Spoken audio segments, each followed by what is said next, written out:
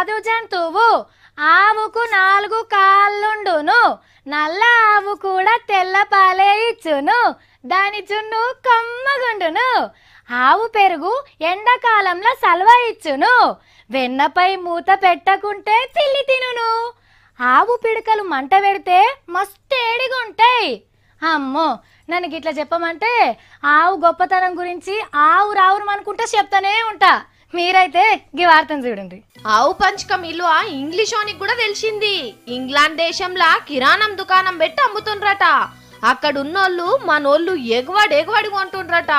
గోమూత్రం తాగితే పెయ్యికి మంచిది, రోగాల నొప్పులు రావని మన తానా శానా మంది అమ్ముతారు. అట్లనే ఇంట్లేదన్నా శుభకార్యం జరిగితేనో సత్యనారాయణ కథలు చెప్పించుకుంటేనో ఆవు పంచకం జల్లి ఇంటిని శుద్ధి చేస్తారు.